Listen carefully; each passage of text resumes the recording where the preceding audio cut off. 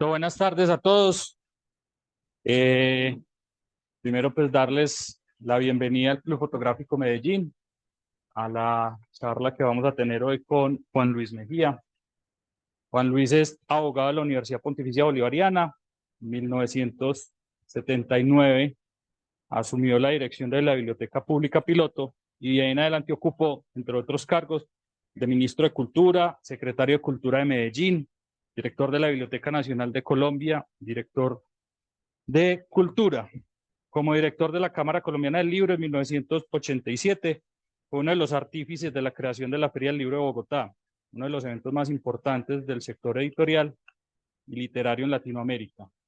Y fue rector por 16 años de la mejor universidad de Colombia, Universidad de AFIT. Eso sí. Y afitencia hasta la muerte también.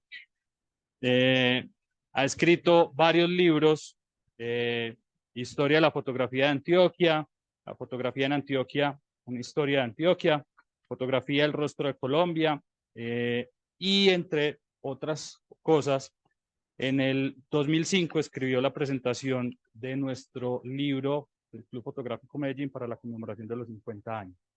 Entonces, los dejo con Juan Luis Mejía, en una conferencia que se llama Fotografía más allá del retrato. Bueno, muy buenas tardes, noches. Me siento muy honrado de estar aquí ante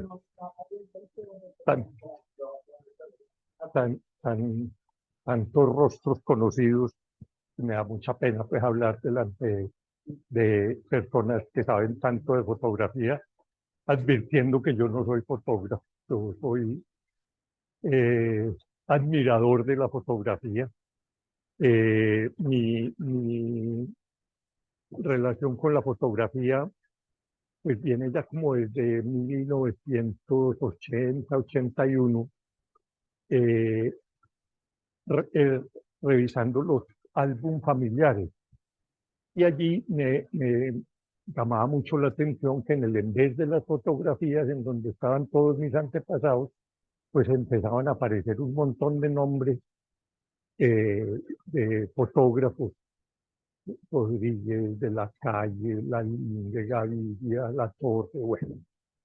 Pero no había una historia de Antioquia, una historia de la fotografía, tampoco en Colombia.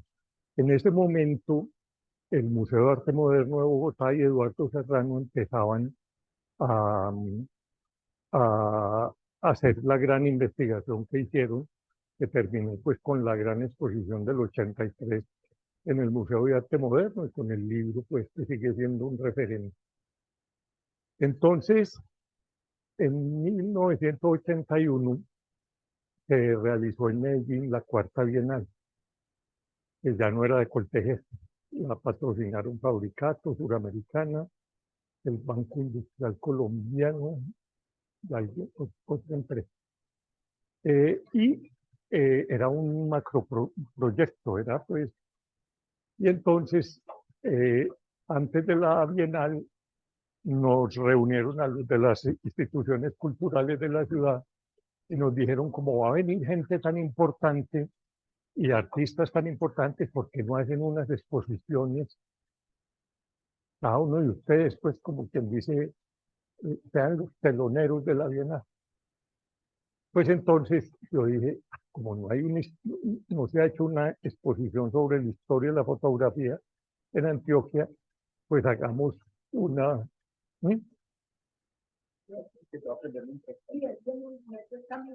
Anda, siquiera. No te perdes mucho. Entonces, decidimos hacer una exposición en mayo de 1981 sobre 100 años de fotografía en Colombia, en Antioquia. Y ubicamos pues a los más importantes, muchos de ellos del club: el doctor Gonzalo Restrepo, el doctor Juan Gonzalo Restrepo, el maestro Pablo Guerrero, bueno, y todos los que habíamos visto en vez de las fotos. Nos pifiamos como por 50 años, porque yo creía que la fotografía en Antioquia empezaba en 1860, 1870, 1880, pero resulta que empezaba en 1840 y 47 más o menos, o sea que nos habíamos iniciado. Y bueno, ya organizamos la exposición. Un dato, la Bienal costó en ese momento 250 millones de pesos.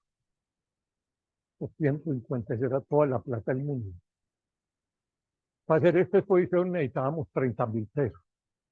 Y la piloto no tenía de dónde, pues 30.000 pesos. Y entonces un día me encontré con mi amigo el poeta Darío Jaramillo. Y Darío es hijo de los dueños de Almacenes del Mar. Y Almacenes del Mar eran distribuidores de Kodak. Y entonces me dijo, Almacenes del Mar va a cumplir 30 años. Entonces te voy a dar 1.000 pesos por cada año de Almacenes del Mar, y me dio los 30.000 pesos con los que pudimos hacer esa primera exposición de la fotografía en Antioquia. Entonces salimos a buscar, porque teníamos pues los fotógrafos que estaban vivos, los que nos prestaron pues la obra, pero de los otros, salvo los Rodríguez, que la fotografía seguía viva.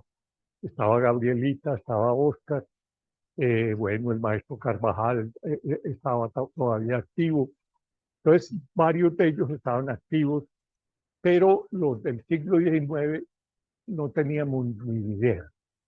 Entonces empezamos esa búsqueda, y en una de esas recorridos por Guayaquil, yo ya no me acuerdo la calle, en un segundo piso había un avisito que decía Foto Marulanda, conservamos el archivo de Benjamín de la Calle. Y yo había visto a Benjamín de la Calle en esos senderos, y entonces subimos y no, ya no existía. Marulanda había sido pues como el amante de Benjamín, y al morir él se repartieron los archivos. Llegamos tarde a muchos archivos. ¿Cómo les parece que nos enteramos de que la mayoría de los archivos se vendían por kilo? Porque, claro, las familias quedaban encartadas con semejante arrume de cajitas y de vidrio, y eran muy apetecidos por las ópticas y por las marqueterías. Entonces, muchos de los archivos de Antioquia se perdieron porque se lavaron la emulsión y se vendieron filiados. Pero logramos llegar a algunos. Empezamos con el de Benjamín de la Calle, ya los ubicamos, había parte en Robledo y otra parte en Belén. Y entonces entramos en contacto pues con los herederos, y nos pidieron 100.000 pesos por el archivo. ¿Y de dónde íbamos a sacar 100.000 pesos? Entonces un día se me ocurrió ir a donde la mona de Subiría, que era la de Relaciones Públicas de Fenalco, y le dije, mona, voy a tener listo el aguinaldo para tus afiliados. Cuando yo me logré asomar a los primeros negativos de Benjamín, vi que había muchos negativos sobre el comercio. Entonces dije, idea, bueno, le voy a hacer un libro que se llame El comercio en Medellín a través de la fotografía, y ese librito se lo da de aguinaldo a los... Y a la mona le sonó, me dejó listo, y le dije, pero hay un problema, que me lo tenés que pagar ya para poderlo hacer. Pues la mona confió en nosotros, sacó los 100.000 pesos, y con eso pudimos comprar el archivo de Benjamín de la Calle. Ahí empezó entonces toda esta historia de que luego pues ya compramos los otros archivos con historias muy curiosas. El Melitón, por ejemplo, el archivo de los Rodríguez. Yo ya vivía en Bogotá, y un día me llegó un oficio de un juzgado que decía que me nombraban partidor del archivo de Melitón Rodríguez, porque los herederos estaban en disputa y había un litigio de partición. Entonces me nombraban partidor del archivo. Yo le dije al juez, ¿cómo le ocurre, hombre? eh, porque además Pablo Escobar estaba detrás del archivo. Más que Pablo Escobar, la señora de Pablo Escobar. Entonces, dije, eso no me puede partir, déjeme, yo consigo ya. Entonces, el Banco de la República nos dio 20 millones, el doctor Nicanor en Suramericana nos dio 20 millones y logramos comprar el archivo de los Rodríguez. Y bueno, ya siguieron los otros, el del maestro Carvajal, etc. Entonces, de ahí como la recuperación de ese archivo, nos faltan muchos todavía, ahora voy a hablar de algunos. William ha sido pues, otro cómplice en sobre todo porque William ha rastreado un personaje que yo creo que en Antioquia no le hemos dado el mérito que es Fermín Izaza. Fermín Izaza fue el primer daguerrotipista antioqueño. Abrió su gabinete de daguerrotipia el 24 de septiembre de 1847. 24 de septiembre de 1847. Él había estudiado con Luis García Evia. García Evia había aprendido con el Barón de Gros. Y luego cuando Fermín Izaza fue a Bogotá a estudiar pintura, aprendió la técnica del daguerrotipo y abrió el primer gabinete. Obviamente esos gabinetes eran muy efímeros. Por eso la mayoría de los daguerrotipistas o los daguerrotipistas en general, salvo en Buenos Aires, en Lima y en México, eran ambulantes, porque de todas maneras el daguerrotipo era costoso. Tener una copia pues, o un daguerrotipo era bastante costoso. Hermes Tobar, en el libro de Pilar sobre el daguerrotipo en Colombia, hizo el análisis de cuánto salario necesitaba una persona para hacerse un daguerrotipo. Entonces, en estas poblaciones tan pequeñas, Medellín tenía, en el año 47 no llegaba tenía unos 25.000 habitantes, casi todos rurales.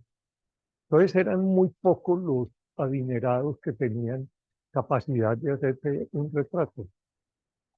Por eso eran efímeros y por eso casi todos los daguerrotipistas eran viajeros. Todos los que pasaron por aquí, por Antioquia, eran viajeros, salvo Fermín. Y William logró ubicar el único daguerrotipo que tenemos hasta ahora, William, que ya hay dos, ¿sí? En Suiza, ¿no? ¿Así? Y ¿sabes quién es el otro? ¿Qué personaje? ¿Así?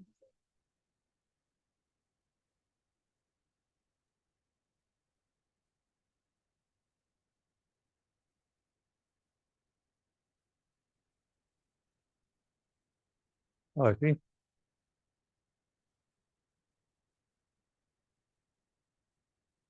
Ujú, ujú,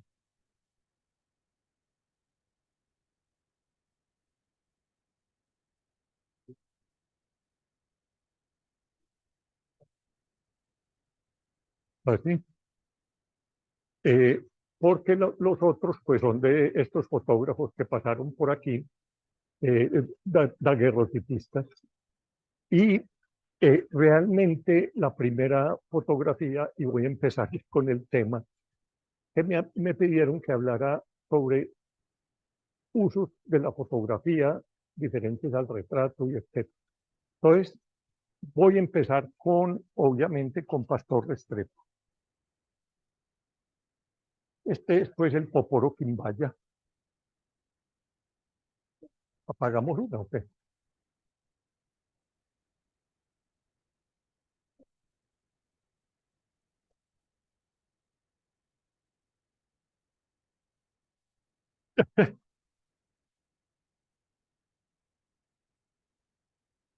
A ver, a mí me interesa la fotografía, sobre todo como documento. Eh, a mí me influenció mucho en mi trabajo un historiador de la fotografía brasileño, que me imagino que muchos de ustedes lo conocen, que es Boris Kosoy. Yo tuve oportunidad de conocer a Kosoy en las jornadas de fotografía que se hacían en México hasta hace unos años. Entonces, en algunas oportunidades lo conocí. Y bueno, los que no hayan leído a Kosoy, les recomiendo porque yo creo que de los historiadores de la fotografía latinoamericana más importantes. Entonces, Kosoy trae una diferencia entre la iconología y la iconografía. La iconografía es lo que vemos, la iconología lo que hay detrás, lo que se dice, lo que dice cada documento. Entonces, este documento, esta es la primera fotografía de un objeto precolombino que se hace en Colombia. Es el famoso Poporo Quimbaya, que hoy es pues, el símbolo del Museo del Oro. Llamado Poporo Quimbaya, pero es muy raro porque no salió en el Quindío, sino que esta pieza salió cerca a Yarumal, en Campamento, en una gran huaca que salió Codazzi, Carlos Segismundo de Grey, etcétera, hablan de este Poporo. ¿Por qué sobrevivió? Estamos más o menos en el año 1868. En ese momento, el oro de Huaca se cotizaba como el oro de Minas. Y recordemos que buena parte de la colonización antioqueña se hizo fue detrás de las Huacas. Cuando se agotan las minas antioqueñas, sobre todo las minas de aluvión, pues empieza todo este recorrido por la cordillera central y buena parte de la colonización es buscando huacas y huacas de oro. Y ese oro se vendía de acuerdo a la pureza que tuviera. Los hermanos Restrepo, Vicente y Pastor Restrepo, habían abierto en Medellín el primer laboratorio, bueno, el segundo laboratorio de fundición y ensayo. ¿Qué quiere decir esto? Que hasta ese momento en Antioquia el oro se vendía básicamente en polvo, por eso se contrabandeaba tan fácil, pero no había un método, no había un laboratorio encargado de fijar, dijéramos, el oro, de cuántos quilates era y tener un sello y un ensayista que dijera cuánto realmente contenía de oro esa barra y para poder tener en el mercado internacional. Don Vicente había estudiado en París. Hay dos momentos fundamentales en la historia de Antioquia en el siglo XIX. El primer momento es cuando llegan los extranjeros. A partir de 1828 más o menos, empiezan a llegar para explotar minas de beta. Y empiezan a llegar Grace, Moore, Lisset, Johnson, White, Koch, todos los apellidos. Y el segundo momento ya es a partir de 1850, 1855, 60, donde estos ricos comerciantes de Antioquia envían a sus hijos a estudiar a París o estudiar a Europa. Y uno de esos es Vicente Restrepo. Y Vicente Restrepo estudia en Passy con los hermanos de La Salle, pero luego empezó a estudiar química y no le gustó, pero entró a trabajar en un laboratorio de química de el hombre que había descubierto la nitroglicerina y que fue el maestro de Alfred Nobel para la dinamita. Recordemos que la nitroglicerina está muy asociada con el colodión. Es decir, que Vicente Restrepo debía tener conocimientos cuando llegó aquí sobre ya los usos del colodión como soporte de las sales en un soporte de vida.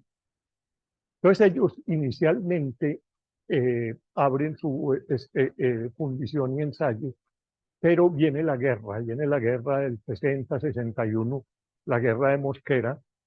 Ellos que eran liberales son también lo que se llamaban las exacciones, pues, que era la extorsión desde el gobierno para sostener la guerra. Ellos se esconden y Pastor se dedica en ese momento a leer literatura francesa y a estudiar fotografía. De manera que cuando termina la guerra, más o menos en 1864, al lado de la fundición y ensayos, ponen ya no una daguerreotipo, sino un laboratorio de fotografía. Es muy interesante la relación que hay en Antioquia entre la minería de oro y la fotografía. Está íntimamente ligada. Y por eso al lado de la fundición del oro nace la fotografía, como un laboratorio de química. Sabemos que la fotografía es la unión de la química y la física, y adquieren no hemos podido averiguar bien cómo adquieren los equipos, que a través ya de sus contactos en París les envían los equipos o si los fabrican aquí, porque generalmente lo que enviaban eran los lentes. Y aquí, pues ya más o menos con los libros los armaban artesanalmente las cámaras. Y empieza entonces realmente la fotografía en Antioquia con un socio inglés, hijo de un inglés, que es Wills, hijo de don Guillermo Wills, que había venido con ese auge minero a principios de los años 20 en Bogotá. Entonces, estos, al lado de la fundición, ponen la fotografía. Vicente se dedica básicamente a ensayos y Pastor se dedica a la fotografía. Y seguramente les llegó este poporo en la Huaca y ante el valor estético se abstienen de fundir. Es un momento muy importante, es un momento en Antioquia a partir de los años 60, un proceso de identidad, de la búsqueda de nuestra identidad. Y es un momento en donde por primera vez empezamos a valorar lo precolombino. Empezamos a valorar, empiezan las primeras colecciones, un poquito más adelante don Leocadio María Arango, que va a tener pues la más grande colección de objetos precolombinos con los famosos altatos. Recuerden que él empieza a coleccionar y a coleccionar. Era un hombre muy interesante, era dueño de parte de la mina del Zancudo, y su taxidermista, un señor alzate de allí de Robledo, viendo el entusiasmo de este señor comprando ollas de barro, dice, pues, ¿y por qué no las hacemos nosotros? Y empezaron a hacer, él y sus hijos, son la famosa colección Alzate, que se encuentra en la Universidad de Antioquia, que desconcierta a los antropólogos en ese momento porque dicen, ¿esto qué cultura será? Porque ellos en su afán ni siquiera copian las piezas, sino que es de su propia imaginación.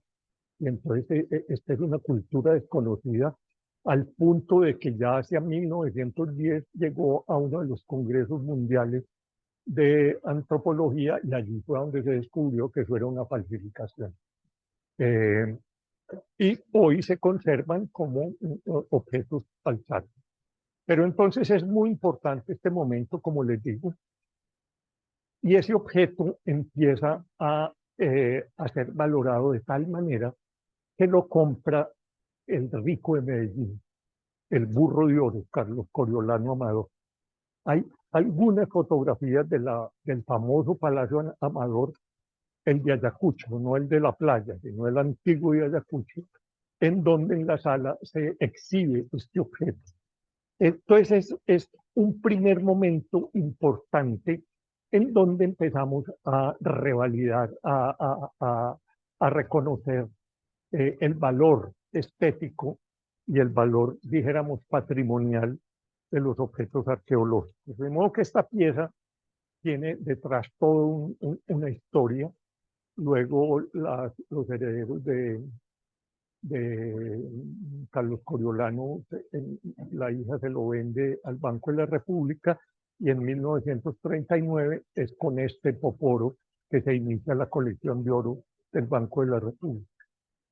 Pero se salvó porque estos ya eran unos ilustrados, dijéramos, era lo que se denomina el proceso civilizatorio.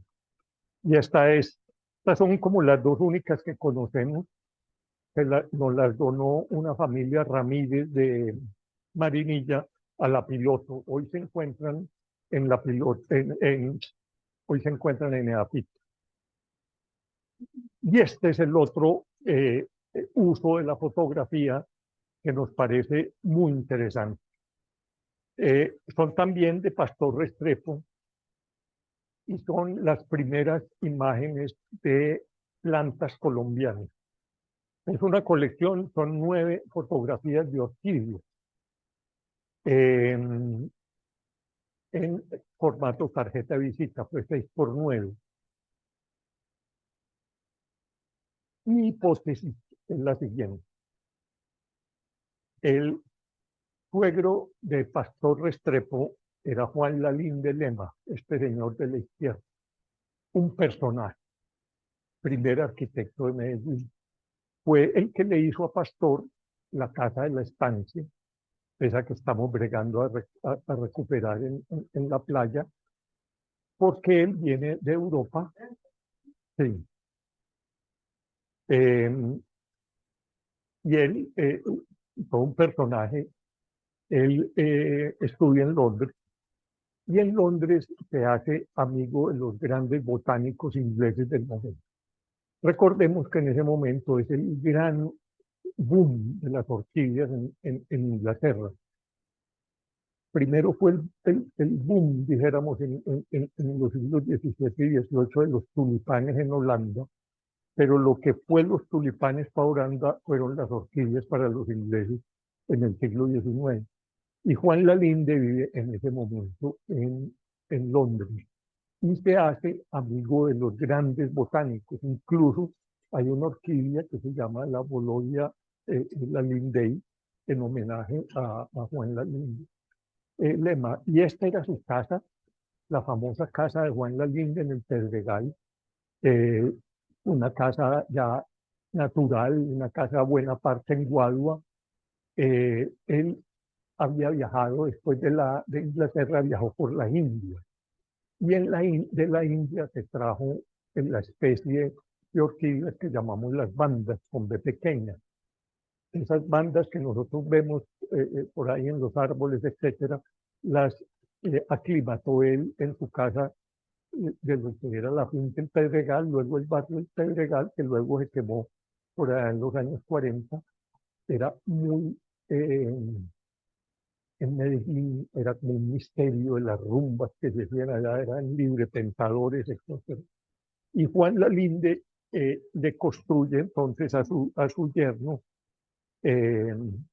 la casa de hoy, pues de la estancia, y creemos, es la hipótesis, que estas orquídeas hacían parte de un catálogo que Juan Lalinde enviaba a Londres para comerciar orquídeas desde Colombia. Hemos rastreado con algunos de los botánicos del museo, del Jardín Botánico de Kew en Londres, pero hasta el momento no hemos encontrado. Pero la hipótesis, si dijéramos, más plausible de por qué se tomaban esas fotos, esto debe ser 1868, 69. Recordemos que ya están viniendo los ingleses a recolectar o a saquear. De eso no se habla casi en la historia, pero el saqueo de las orquídeas colombianas en el siglo XIX fue abismal. Se hablan de récords de mulas, de más de 100 mulas cargadas de bultos de orquídeas. Por ejemplo, toda la pared, la gran pared que hay en la Mesa de los Santos en Santander era cubierta de callejas. El gran saqueo que hubo en Dabeiba y en Frontines, todavía es una de las zonas más importantes de orquídeas. Entonces es muy posible que esta familia Restrepo, a través de Juan Lalinde, estuviera en contacto con los grandes botánicos. Porque además hay otra familia que llega un poco después y que va a ser importantísima, que son los White. Y los White, uno de ellos está íntimamente ligado con el Jardín Botánico de Kew. Incluso el Jardín Botánico de Kew en Londres envió las semillas, porque aquí tuvimos un jardín botánico en 1870-71, anexo a la universidad, a la recién creada en la transformación del colegio a la Universidad de Antioquia. Parte de la Universidad de Antioquia era un jardín botánico, y las semillas exóticas que mandaban venían del Jardín Botánico de Kew a través de Roberto White. Ese es otro capítulo que no hemos investigado, pero es todo ese proceso alrededor de la naturaleza. Yo, en lo que he estado estudiando últimamente, encuentro que si bien hay todo ese imaginario del hacha que mis mayores me dejaron por herencia y del antioqueño tumbamontes, etcétera, pero por el otro lado hay una corriente de conservación de la naturaleza desde muy profundo el siglo XIX. Hay, por ejemplo, artículos, leyes de Rafael Uribe Uribe de conservación de las cuencas, etcétera. Había todo un proceso también de conservación de la naturaleza, de modo que hay que matizar ese paisaje con el hacha, porque había toda una concepción importantísima sobre la naturaleza en ese momento. Y estas son las otras fotografías, ya no de retratos, sino de tipos. Estamos en el momento del exotismo en Europa. Europa está viviendo o está descubriendo el mundo. Europa, después de la invasión de Napoleón a Egipto, empieza a descubrir un mundo más allá del Mediterráneo. Y son los tipos humanos distintos a los europeos. Entonces hay un gran comercio de fotografías de tipos humanos. Y posiblemente Pastor son, por ejemplo, de las primeras imágenes de negro fotografiadas. Las primeras pinturas las había hecho la Comisión Coreográfica en 1852, la primera pintura de una negra en Medellín, que debe tener también un contenido político, porque hacia un año se habían libertado los esclavos. Pero estos son lo que se llaman los tipos humanos. Entonces, un agricultor negro con una mapana colgada y la vendedora de carbón. Entonces, no es el retrato de una persona, sino es un tipo humano. Y se usa mucho en la fotografía en Colombia. Los viajeros compran, y hoy encontramos en muchos de los archivos europeos este tipo de imágenes. Y todas las imágenes que surgen sobre todo de África, es el gran momento de los fotógrafos que hacen pues su agosto con el Magreb, Asia, etcétera. Entonces hacía parte estas fotografías de Pastor Restrepo, ese tipo que llamamos los tipos humanos. Bueno, desde muy temprano hay una relación muy grande entre la fotografía y la medicina antioqueña. La fotografía como complemento de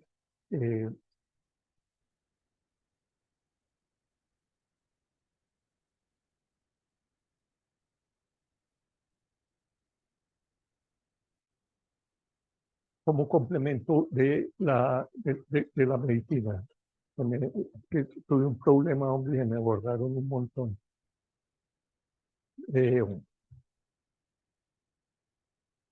Bueno, y esta es tal vez la primera fotografía microscópica que se hace en Antioquia. Sobre todo, recordemos que las, la Escuela de Medicina de Antioquia, que va a ser importantísima, sobre todo por el estudio de las enfermedades tropicales. Nuestros más importantes facultativos médicos a partir de 1850 y 60 que empiezan a llegar de estudiar en Europa, pues empiezan también a profundizar en las enfermedades tropicales. Y sobre todo con la construcción del ferrocarril de Antioquia, las enfermedades tropicales cobran una importancia grandísima, porque al entrar en las selvas del Magdalena, pues la fiebre amarilla, la malaria, etcétera, diezman los trabajadores. Por eso, entre Girardota y Copacabana había un pequeño hospital. Yo alcancé a conocer las ruinas de ese hospital, que era donde se hacía la cuarentena de los trabajadores del ferrocarril que llegaban a ser tratados en el San Vicente, pero les hacían cuarentena para evitar que se propagaran las epidemias en Medellín. Y por eso el Hospital de San Vicente es construido a la manera de los hospitales franceses de ultramar, del trópico. Por eso está dividido en pabellones, para que no se transmitieran las enfermedades de un pabellón a otro. Entonces, la fotografía, y los vemos, bueno, aquí están estos estudiantes de medicina, pues, haciendo la disección de un cadáver. Ahí están el doctor Emilio Robledo, el doctor Manuel María Calle, etcétera, los que más adelante van a ser los rectores de la Universidad de Antioquia, pero ya y hay mucha fotografía, uno se encuentra mucha fotografía en el archivo de Melitón, incluso en los archivos de Pastor Restrepo, etcétera, encuentra fotografías de enfermedades, sobre todo el coto. El coto era una de las enfermedades más temidas, dijéramos, y eran los famosos cotudos. Por ejemplo, parece que Armaviejo desapareció por el coto porque el yodo que consumíamos, la sal que consumíamos no tenía yodo. Solo después de que aparecen las minas de Liconia, que tienen más yodo, etcétera, entonces empieza a desaparecer el coto. Pero encontramos mucha foto de cotudos al principio de la fotografía en Antioquia. De manera que hay una relación muy estrecha y sobre todo muy interesante que ya se atrevan a hacer fotografía microscópica. Esta es 1800, están recién llegados pues los microscopios, pero ya es que la capacidad que tenían estos fotógrafos, hombre, de adaptar la tecnología.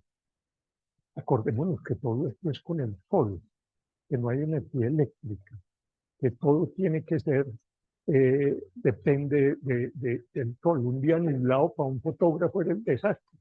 El invierno para los fotógrafos era un desastre. Ellos abrían su gabinete como a las 9 de la mañana, bregaban a hacer fotos como hasta la 1 de la tarde. Recordemos que era sol cenital, todos los estudios tenían una marquesina que se abría o se cerraba. Y recordemos, hombre, que eran capaces de hacer ampliaciones. Melitón, por ejemplo, se inventó una ampliadora con luz solar. Entonces eran unos fotógrafos con una capacidad de invención, una capacidad de innovación en lugares pues tan alejados y que era tan difícil traer material. Esta es también la relación de fotografía y arte. ¿Por qué la traigo? Porque, bueno, este es el estudio de Cano. Esto es cuando Cano vivía con los Rodríguez. Recordémonos que Cano llegó a Medellín en 1885, que Cano venía a estudiar de paso a Medellín porque él iba a estudiar pintura en Bogotá con Urdaneta. Pero estalló la guerra del 85 y se tuvo que quedar aquí. Y se quedó a donde sus parientes, los Rodríguez Márquez. y vivió 5 años en la casa de Melitón. De hecho, la fotografía Rodríguez, que yo creía que había empezado en 1891, hemos descubierto ya fotografías, tarjetas de visita de 1889, es decir, 2 años antes, y es fotografía de Cani Rodríguez. ¿Y por qué traje esta? Porque es también la relación, obviamente eran pobres, eh, entonces no tenían con qué pagar una modelo, y entonces traían los mendigos de la ciudad para que les sirviera de modelo. Entonces aquí está Cano pintando, pero este Luis Melitón está muy chiquito, pero fíjense en que está haciendo una pintura con base en una tarjeta de visita. Que esto es en ese momento eh, muy interesante, porque si bien la fotografía empieza a reemplazar la pintura, pero muchas personas todavía quieren tener sobre todo de sus antepasados. Entonces tenían que hacer, trasladar. Yo tengo, por ejemplo, un cano de el doctor Juan Pablo Restrepo, el autor del Código de Minas, que murió muy joven en Bogotá y solo quedó una tarjeta de visita de Pastor Restrepo. La cabeza de la tarjeta de visita mide por ahí 1 centímetro. Entonces, con una lupa tenían que sacar y ampliar los retratos ya para la pintura. Muchos de los retratos que tenemos, pues que se conservan todavía en algunas casas y en el Museo de Antioquia, muchos de ellos son sacados de tarjetas de visita. Cano odiaba eso. Incluso no le firmaba por la rabia que le daba, pero tenían que vivir de algo. Incluso cuenta que a veces ni siquiera tenían fotografía, sino que se sentaba con el huérfano y él le iba contando cómo era el papá. Y entonces él iba haciendo el boceto, eh, lo que llamaríamos un retrato hablado. Entonces traje esta foto porque es importante. eh, y la foto que hay en el fondo es la de Mariano Ospina Rodríguez, tomada también, ese cuadro, que es tomado de un famoso cuadro, de un famoso retrato de Mariano Ospina de Pastor Restrepo. Bueno, este es un tema que he estado investigando últimamente y es la relación que existe entre la fotografía y el espiritismo. Eh, el boom del espiritismo empieza pues en Estados Unidos con las famosas hermanas Wolf, pero luego el gran eh, eh, profeta del espiritismo es Allan Kardec. Allan Kardec está en París en los años 60 y es la gran euforia del espiritismo, que coincide con la fotografía. ¿Y por qué fue muy importante para Allan Kardec? Porque Kardec, en uno de sus libros, dice que por fin el hombre va a tener, con el descubrimiento de la fotografía, va a poder demostrar de manera irrefutable la existencia de los espíritus. Entonces hay una relación muy grande entre los fotógrafos en el siglo XIX y el espiritismo. ¿Cómo creo yo que llegó? Esta es una hipótesis. ¿Quién les enseña a los Rodríguez fotografía? Su tío Rafael Rodríguez Roldán. Rafael Rodríguez Roldán era hijo del coronel Cipriano Rodríguez, minero de Anorí, etcétera. Todos vienen del norte, todos vienen del norte, de Anorí, de Santa Rosa, de Yarumal, de Campamento, de todos los Canos, los Rodríguez, los Tobón Mejía, todos vienen del norte. Y cuando matan al coronel Cipriano Rodríguez aquí en el Parque Bolívar, en la plaza o el Parque Berrío, el día que los liberales ganan la guerra del 61, sale pues y liberan a los que están presos, entre los que estaba el coronel Cipriano y uno de sus hijos. y entonces ve que uno de los soldados conservadores está apuntando, él parece que se arroja para quitarle el fusil y este le dispara y lo mata. Por eso la lápida que hay es muy interesante, el mausoleo de los Rodríguez en el cementerio de San Pedro, porque ahí está la lápida del coronel, es la piedra sobre la cual cayó él en la plaza. ¿A qué viene este cuento? Que él había enviado a su hijo mayor, a Ricardo, a estudiar medicina a París. Cuando muere el coronel, además se había bebido y se había jugado la fortuna hacía poquito,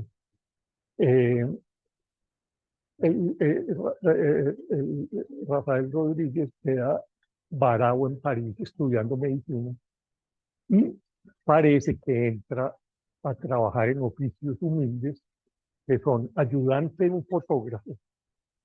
No hemos podido saber si es nadar o no, pero es muy posible que el doctor Rafael Rodríguez haya sido ayudante de uno de los laboratorios de nadar. Recordemos que nadar tenía varias, pero sobre todo en la principal, que fue a donde se hizo la primera exposición de los impresionistas, por ejemplo, en el estudio de nadar. Y el otro oficio que hacía era ayudante de picapedreros en las lápidas del cementerio de Père Lachaise. Entonces, cuando seguramente él quedó imbuido en ese momento con el mundo del espiritismo de Allan Kardec y él trae a Medellín y le enseña a su hermano Melitón Rodríguez Roldán el oficio de picapedrero. Y por eso todo el epicentro de los Rodríguez va a ser una agencia de pompas fúnebres dirigida por Melitón, pero que a la vez se convierte en el gran centro espiritista de Medellín.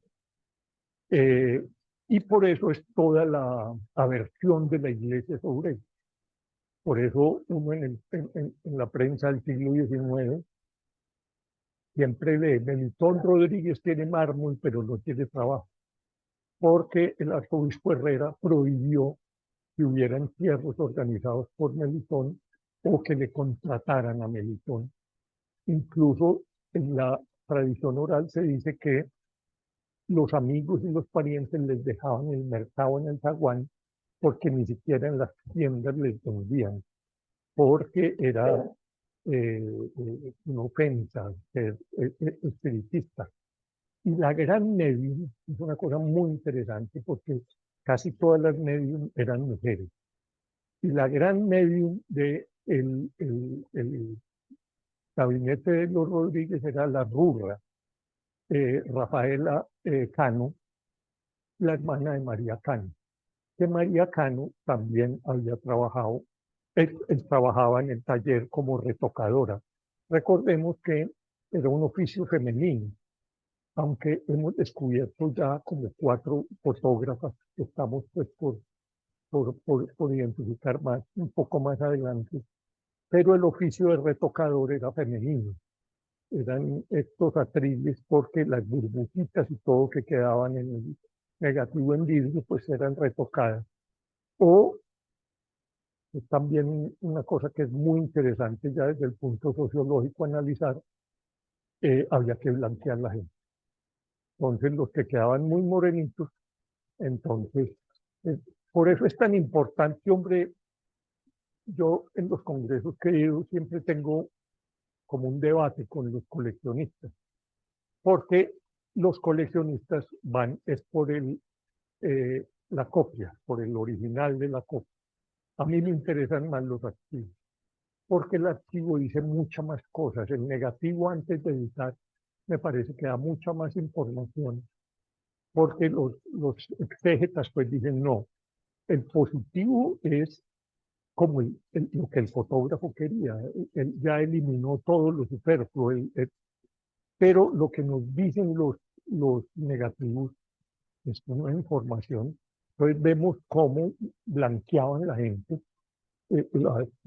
como se usaba mucho pendiar el retrato para los matrimonios por poder y todo eso, pues entonces uno era bastante morenito, pues seguramente no.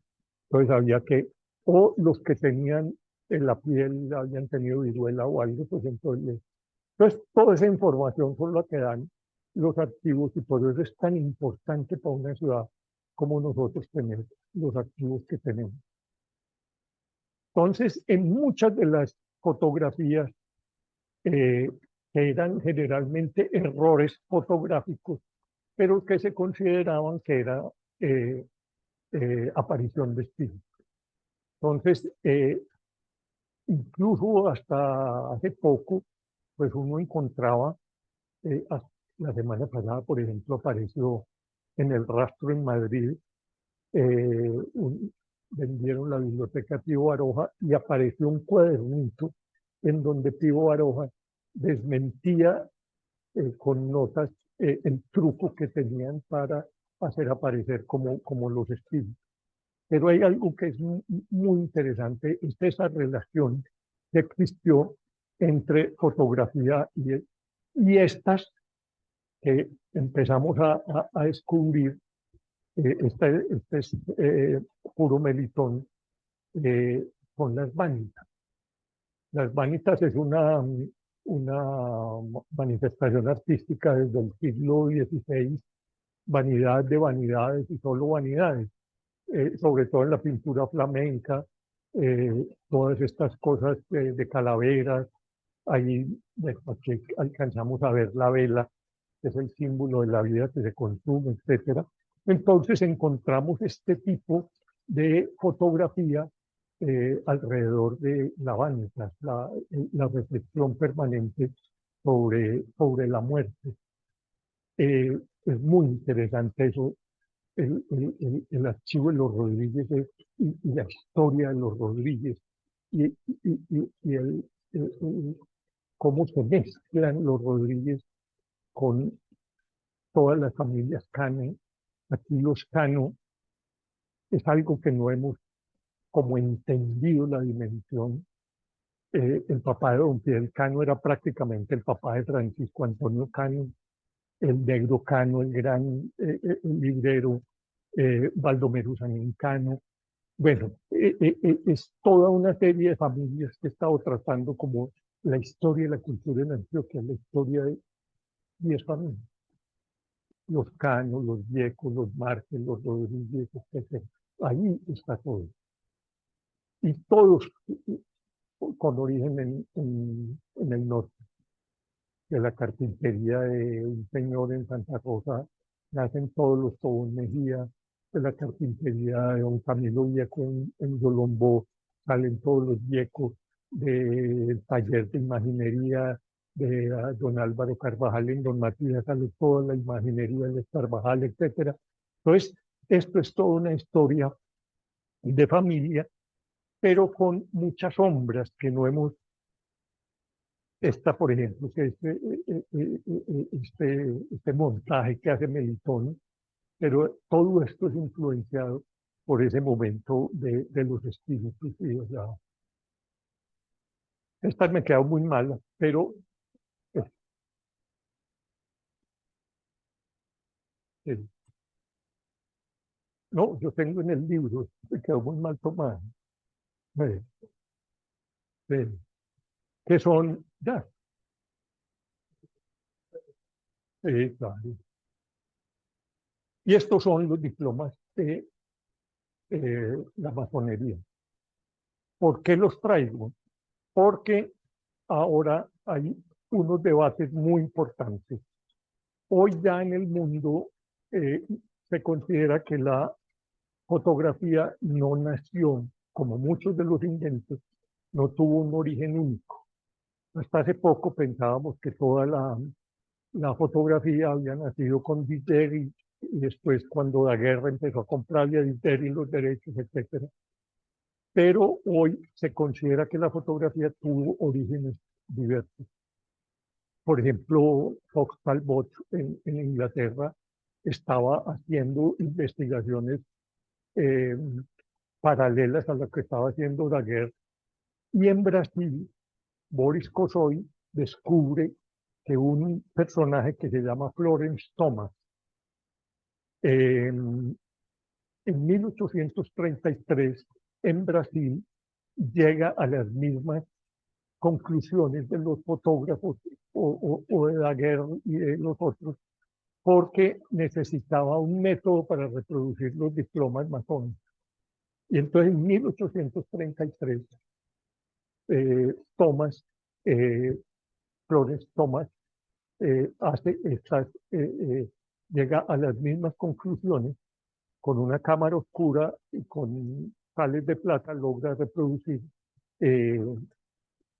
antes de la tipografía los diplomas masónicos. Por eso traigo también esa relación de la masonería que también hubo en Medellín, no tanto como en otras partes, pero hubo. Incluso hay una anécdota terrible de Monseñor Marulanda. Monseñor Marulanda era el gerente de Medellín, era el gerente de la fábrica de obra de la catedral. Y era un hombre absolutamente pragmático que compró los talleres para hacer ladrillo allí en Guayabal, se compró la parte de arriba de Envigado, que era de donde sacaban el comino Crespo para poder hacer la catedral, por eso se llama la catedral. Y cuando le dijeron, Monseñor Marulanda, como que están haciendo unas logias masónicas en Medellín. Y dije, sí, y eso da dividendo. Dijo, no, eso no da dividendo, entonces eso no pega en Medellín, eso no. Bueno, otro de los primeros usos de la fotografía,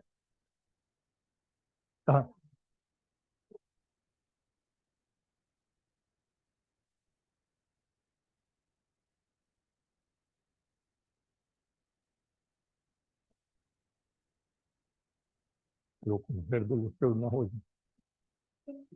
Entonces, esta es como la primera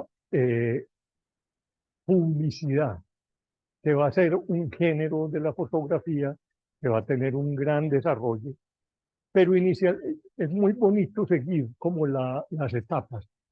Entonces, estas primeras imágenes fotográficas todavía son de talleres artesanales o de estos personajes que luego los vamos a llamar los culebreros, pero que son todos estos personajes viajeros que van de pueblo en pueblo vendiendo vertículos. Hay pues toda una literatura oral alrededor de esto.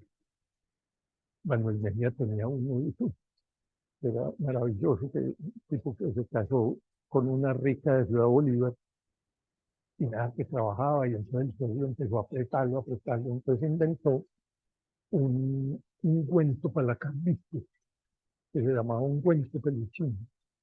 Y el tipo tuvo un éxito tremendo porque a las frascos de agua con cualquier cosa les puso en rojo precaución.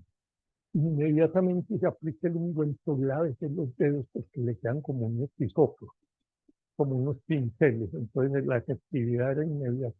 Entonces eran estos personajes o estos personajes que eran curiosamente los mismos que hoy se paran en los semáforos con la publicidad política. Pues era uno de los personajes típicos de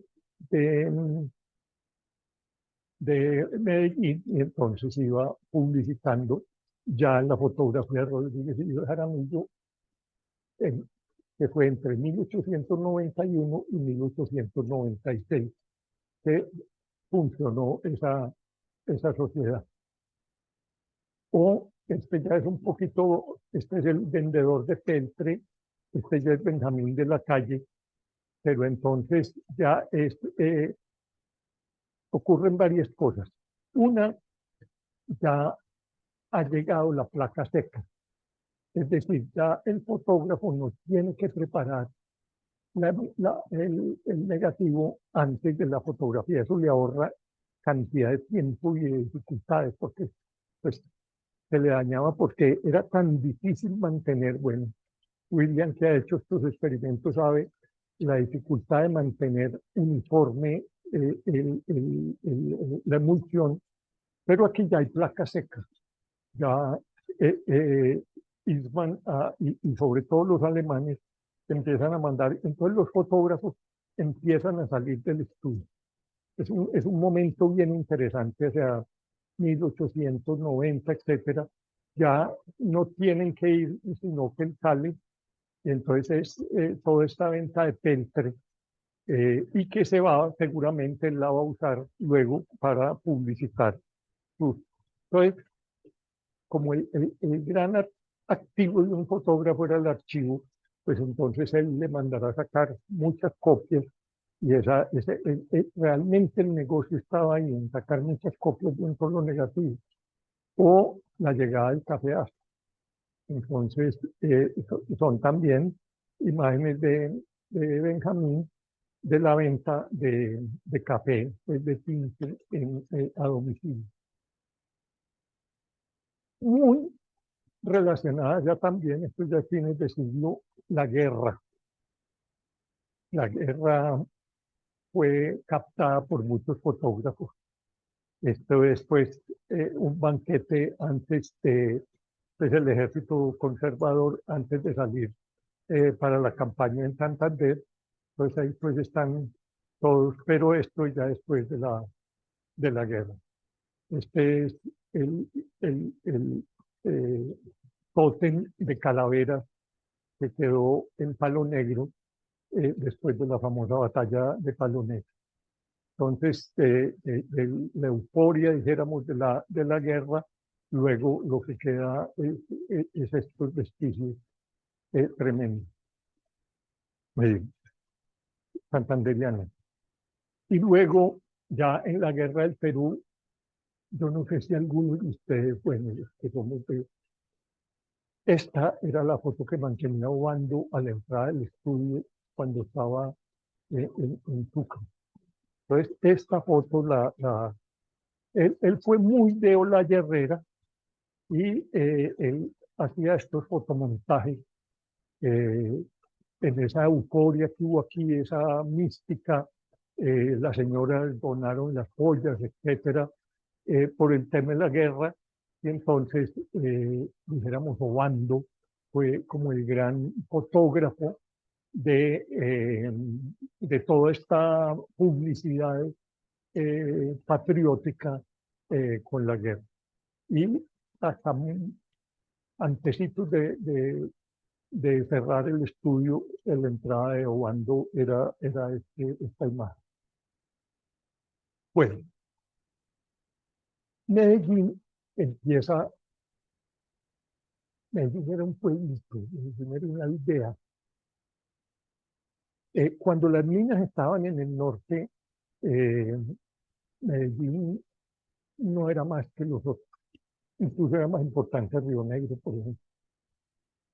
Pero con el boom de la mina del Zancudo y de las minas de Titirí, Medellín se convierte en un epicentro comercial muy importante.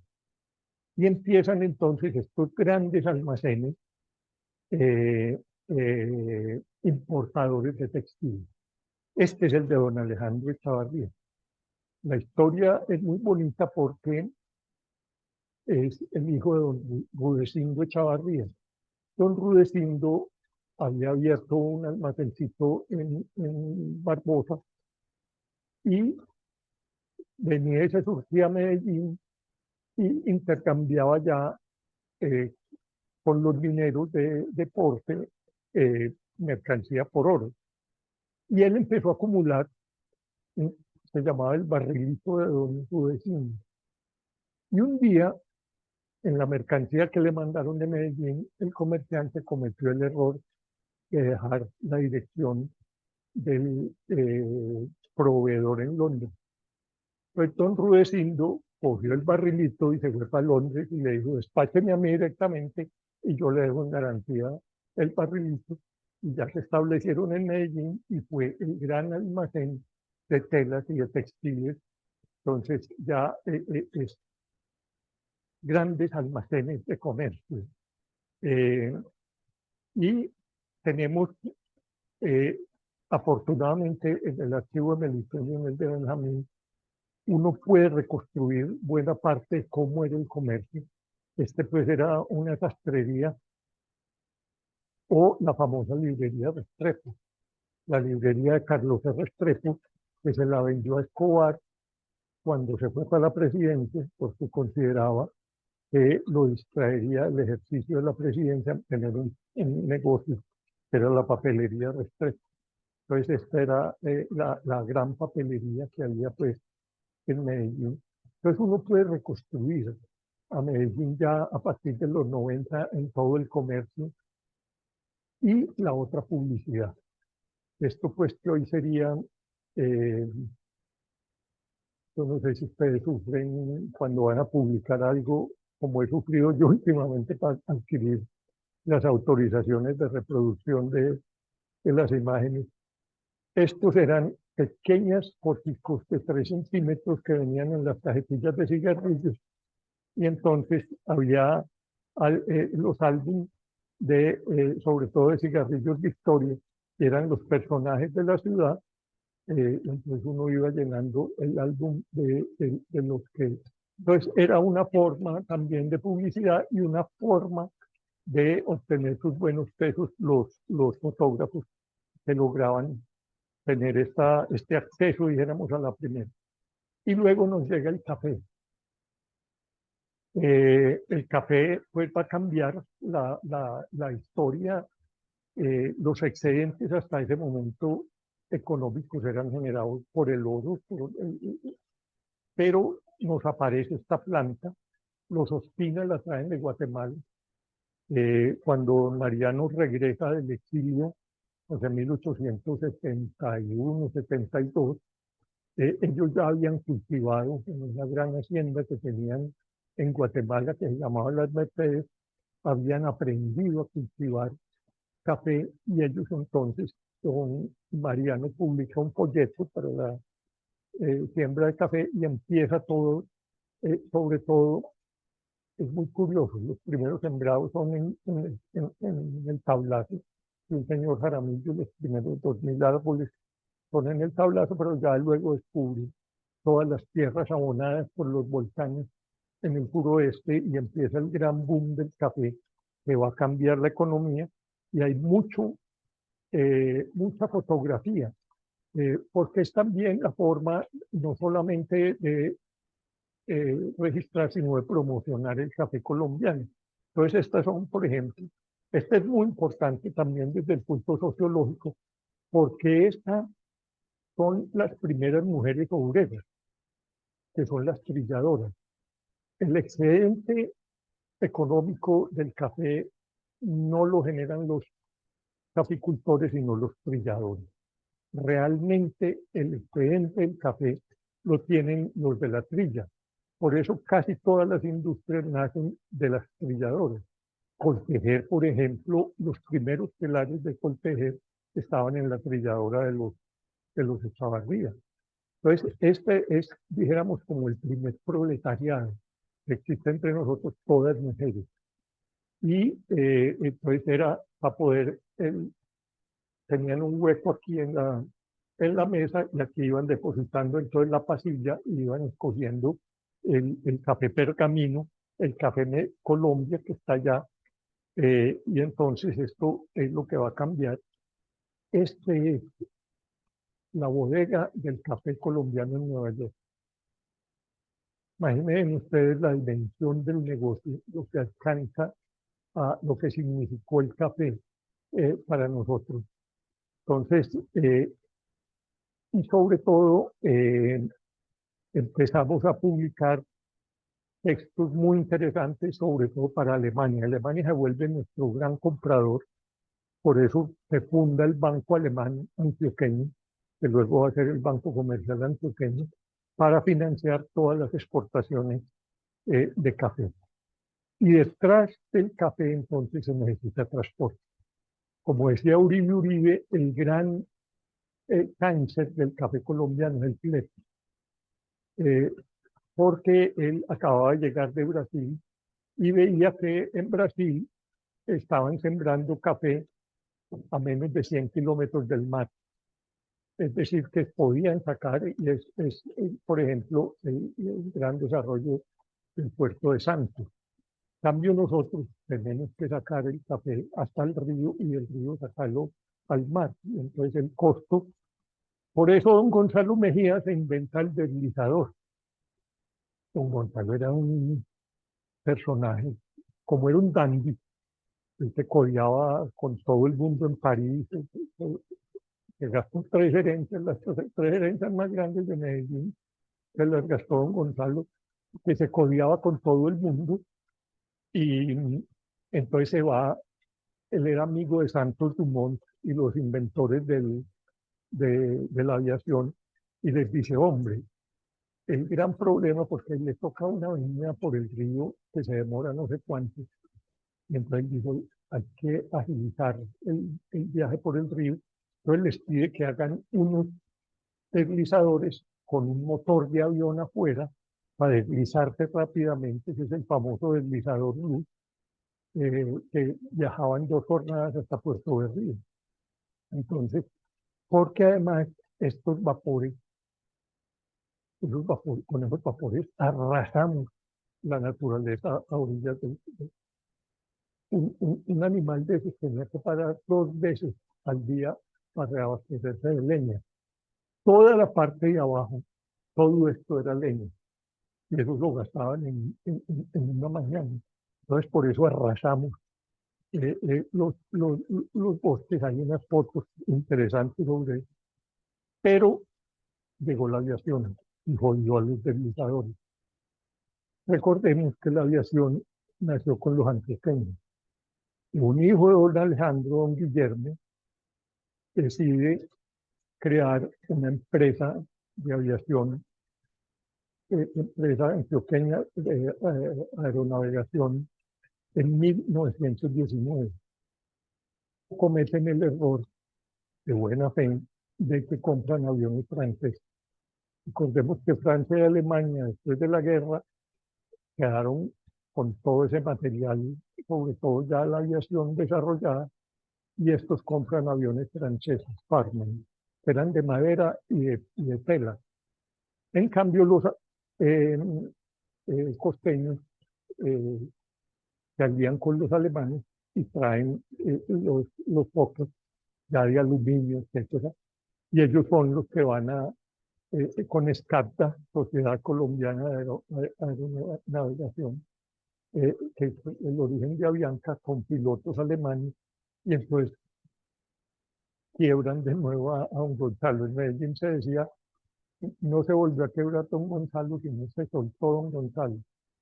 Él tenía quiebras periódicas, entonces no, era simplemente que se, y volvía desencabado. Entonces, todo esto,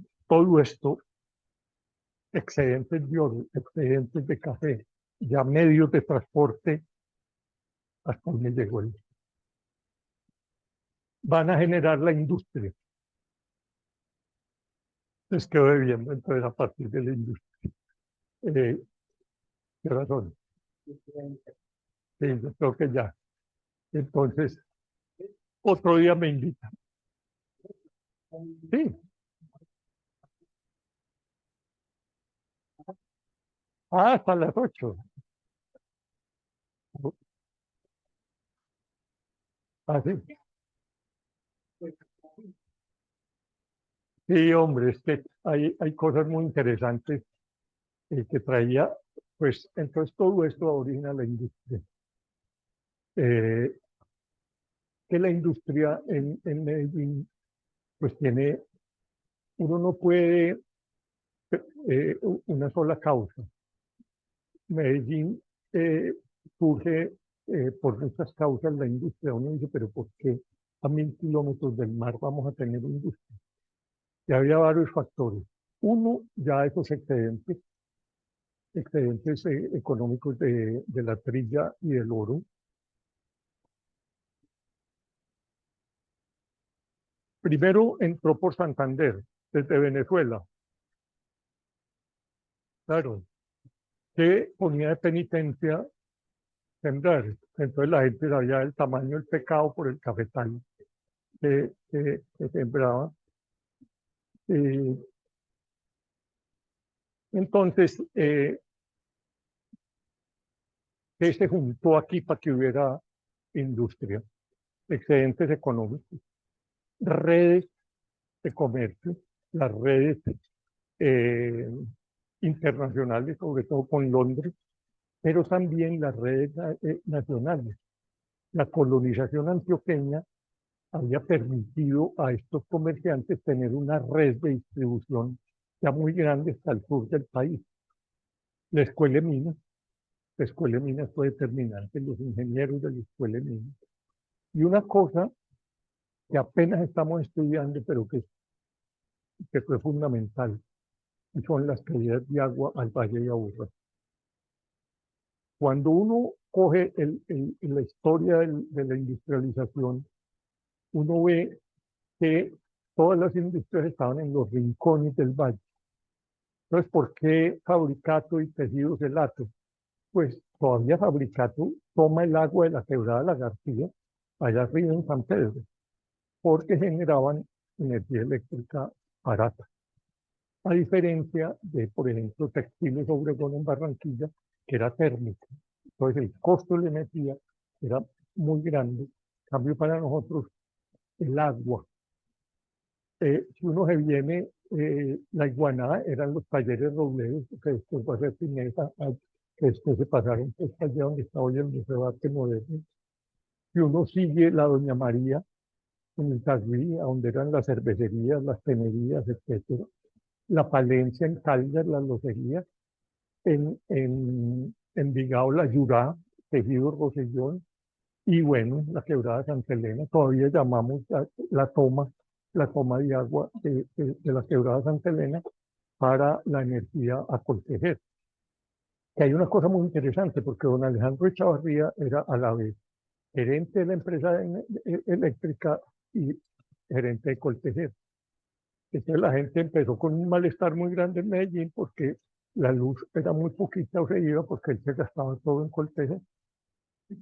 Fue el nacimiento de las empresas públicas de Medellín. Realmente cuando esta sociedad toma la decisión de que los servicios deben ser públicos, no privados, en 1917. Pero entonces todo ese tema. Pero con la industrialización aparece una oportunidad muy grande para los fotógrafos, que es la publicidad.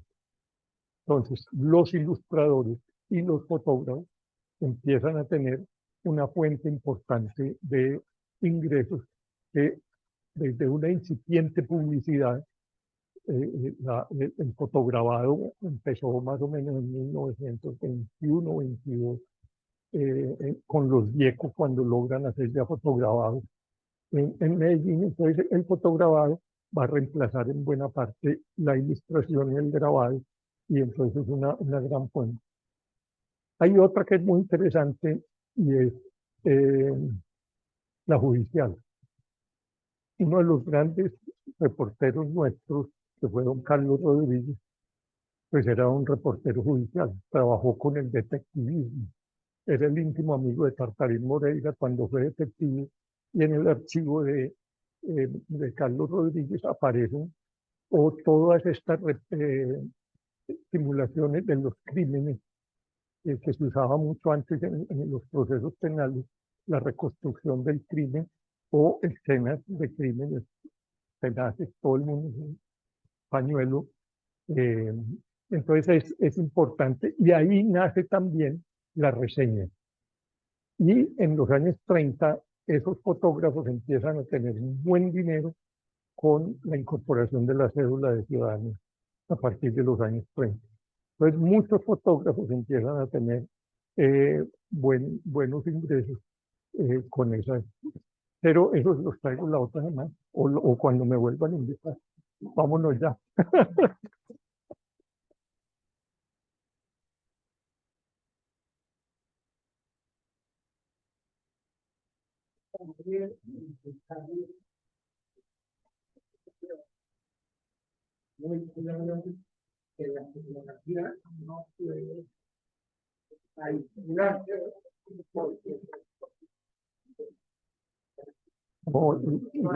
los frentes de la... Miren, si uno hace un análisis hoy de la importancia de la fotografía científica, por ejemplo, lo que están haciendo estas personas del catálogo de las mariposas, por ejemplo, es de un valor, este señor Jaramillo, ¿no se llama? El catálogo de las... estuvo 3.900 especies de mariposas. Es que eso, lo que están haciendo los fotógrafos de aves, lo que están haciendo los fotógrafos de vegetación, la fotografía científica que se está haciendo en este momento es maravillosa. Para no hablar pues de la reportería, para no hablar de todas las otras formas de... El gran incógnita, y un día nos reunimos y hacemos eso, es qué va a pasar con los archivos. Porque todo esto lo podemos hacer porque tenemos archivos. Pero ya con la fotografía digital, ¿a dónde va a quedar todo esto? ¿A dónde van a quedar las selfies? ¿Dónde va a quedar todo? Porque se nos volvió efímero, se nos volvió... Entonces, como una gran reflexión que hay hoy en el mundo, cómo vamos a conversar, a conservar y preservar.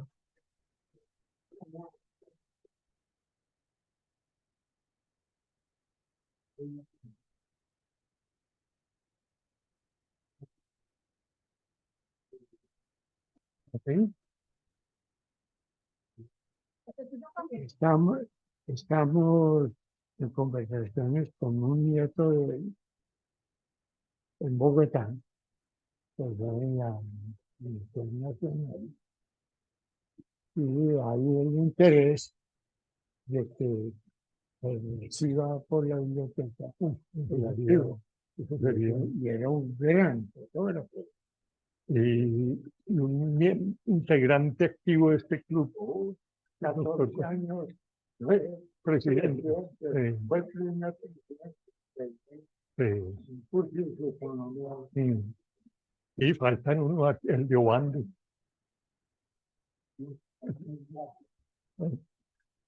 Pero todavía queda. Ahora estoy detrás de uno que se llamaba Emiliano Jaramillo. Emiliano Jaramillo y don Lorenzo Jaramillo de Son. Y es el primer fotógrafo colombiano en San Agustín. Encontré las fotos en un archivo en Alemania. Están en el archivo Stubel, este viajero alemán del siglo XIX, y están las fotografías de Emiliano Jaramillo de 1874 sobre San Agustín. Entonces, antioqueño de Sonsón, hijo de don Lorenzo. Decían pues que el que no era hijo de don Lorenzo era hijo del caballo de don Lorenzo, ¿no? El gran poblador. Entonces, hay todavía mucho por descubrir, William.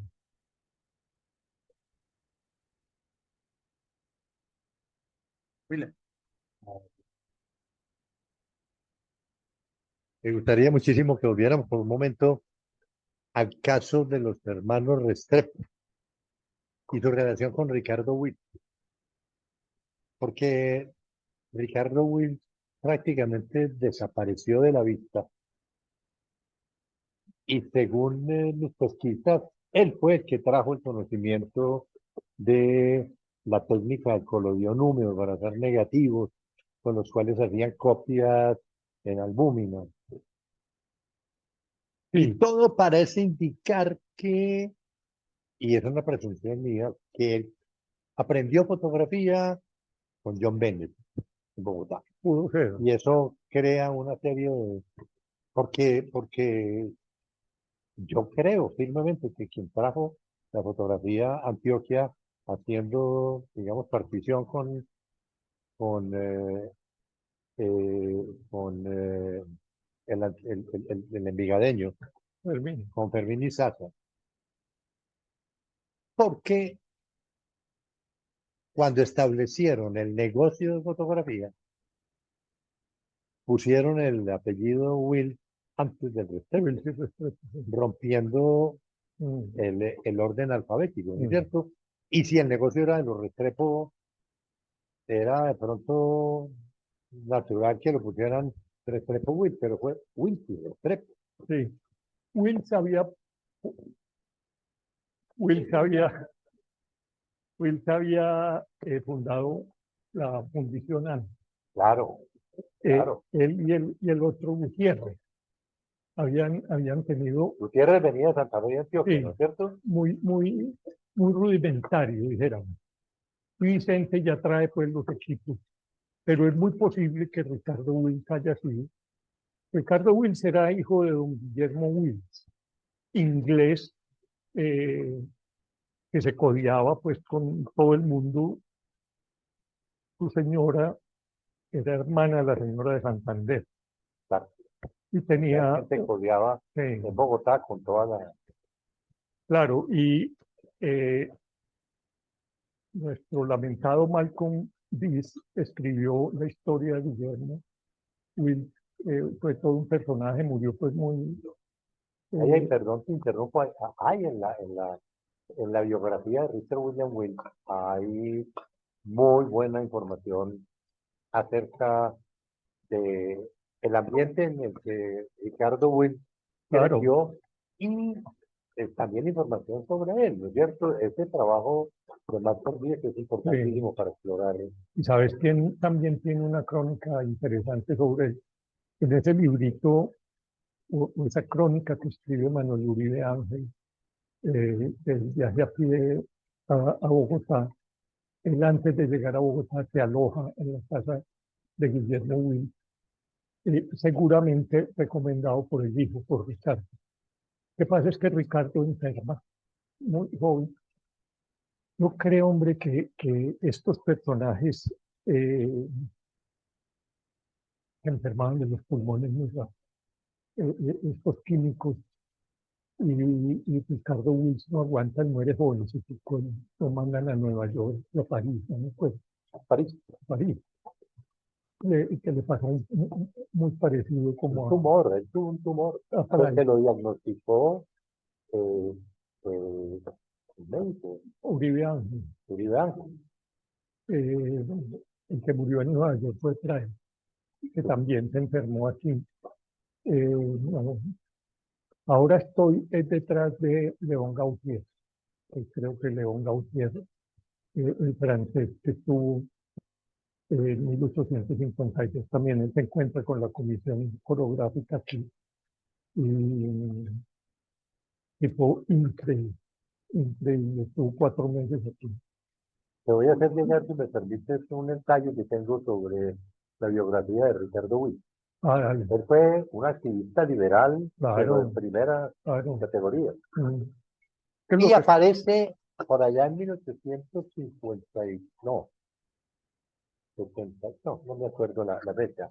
Aparece en una lista de capturados con Fermín Icaza, con el papá de los Restrepo. Ellos cogieron a la élite liberal y la encarcelaron. Claro. Y las extracciones, entonces le sacaban y luego llegaban los otros y hacían lo mismo con los Hacían lo otros. mismo. Hacían, sí.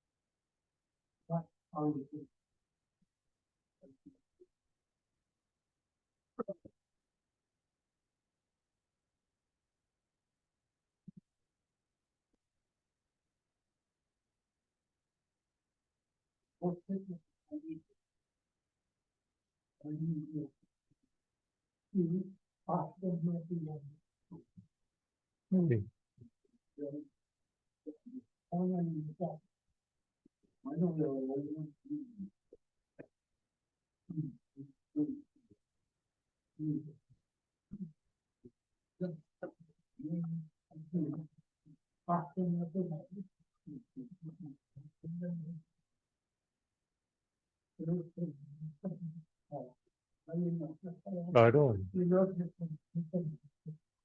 Y había una división del Valle de Aburrá. Entonces, dijéramos, del Picacho para allá, eran los hatos. Hato Viejo, Hato Grande, el Atillo, eran los hatos ganaderos. Y acá era, todo esto era agricultura.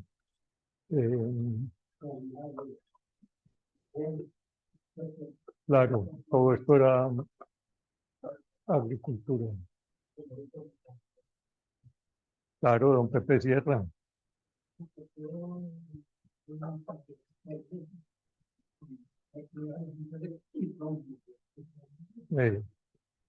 Don Joaquín también, creo que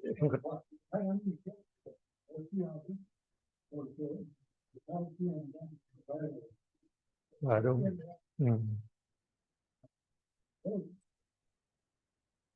Creo que Germán quiere donar también el archivo de don Joaquín.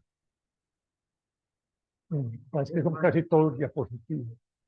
Y sobre todo lo valiosísimo de don Joaquín con las películas. Hombre.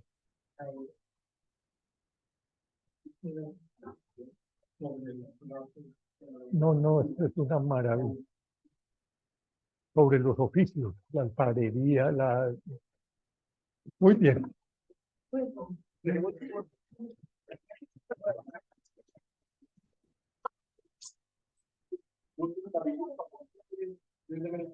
Y un segundito, por favor.